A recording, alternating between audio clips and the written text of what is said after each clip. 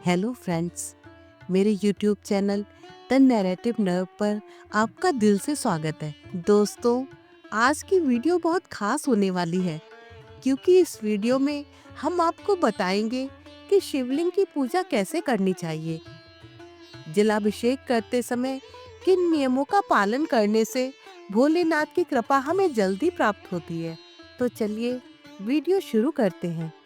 दोस्तों, हिंदू धर्म में हर एक वार किसी न किसी देवी देवता से संबंधित है। ऐसे ही देवों के देव महादेव यानी भोलेनाथ का दिन सोमवार को माना जाता है। इस दिन भगवान भोलेनाथ की विधिवत पूजा करने के साथ साथ व्रत रखने का विधान है। मान्यता है कि इस दिन भोलेनाथ की विधिवत पूजा करने से व्यक्ति को हर तरह के दुखों से मुक्ति मिल जाती है और सुख समृद्धि का आशीर्वाद मिलता है। सोमवार के दिन के अलावा आप चाहें तो रोजाना बस एक लोटा जल भगवान शिव को अर्पित कर सकते हैं। मान्यता है कि शिवलिंग पर जल चढ़ाने मात्र से वो अति प्रसन्न होते हैं और आपकी हर मनोकामना को पूरा कर देते हैं। लेकिन जब बात आती है कि आखिर शिवलिंग पर जल चढ़ाने की सही विधि क्या है, तो आमतौर पर साधक जल लेता है और शिवलिंग के शीश में तेजी से चढ़ाने के साथ शिव मंत्र का जाप कर देता है। लेकिन क्या आप जानते हैं कि कई बार आप गलत तरीके से भी शिवलिंग में जल चढ़ाते हैं।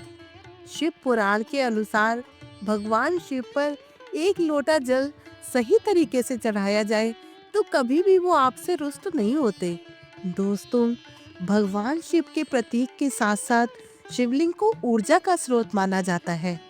शिवलिंग में भगवान शिव के अलावा कार्तिकेय, भगवान गणेश, माता पार्वती और शिव जी की पुत्री अशोक सुंदरी इत्यादि का वास माना जाता है।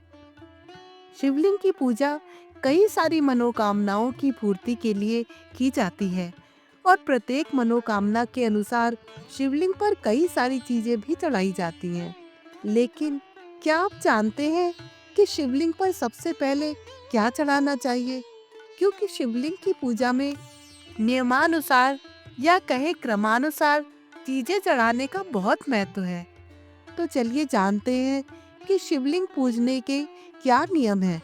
शास्त्रों के अनुसार भगवान भोलेनाथ की पूजा अर्चना शुरू करने से पहले सबसे पहले शिवलिंग के ऊपर जल अर्पित किया जाता है। जलाभिषेक करने से शिवजी शीतल होते हैं। शिवलिंग पर जल हमेशा तांबे के लोटे से चढ़ाना चाहिए। इसके साथ ही जल चढ़ाते समय ओम नमः शिवाय का जाप भी जरूर करें। जलाभिषेक करने के बाद आप दूध, दही और शहद भी शिवलिंग पर अर्पित कर सकते हैं और उसके बाद पुनः जल से स्नान कराने के बाद बेलपत्र चढ़ाएं, सफेद फूल चढ़ाएं और एक धतूरा भी।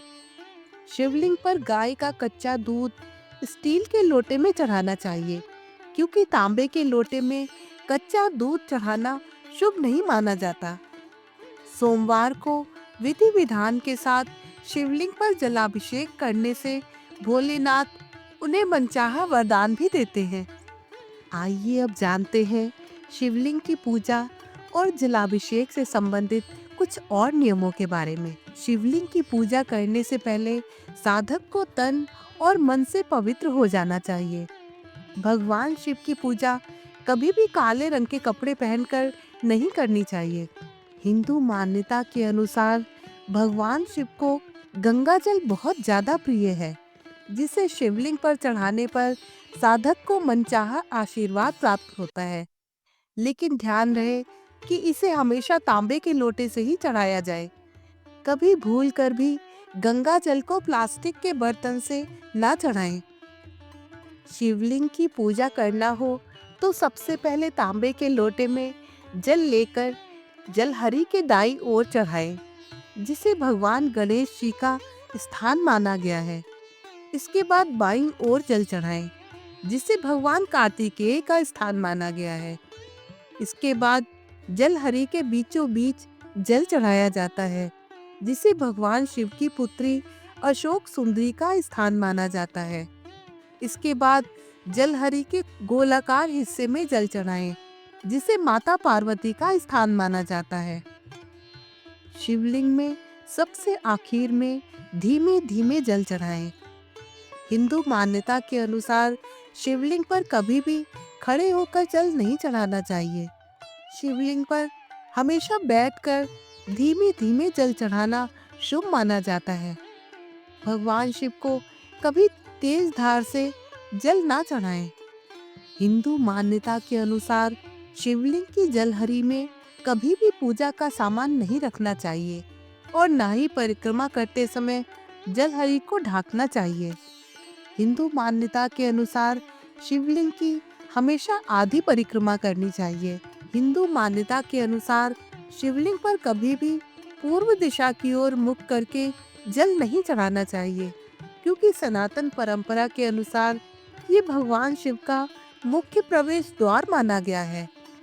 हिंदू मान्यता के अनुसार शिवलिंग पर हमेशा उत्तर दिशा की ओर मुख करके जल चढ़ाना चाहिए।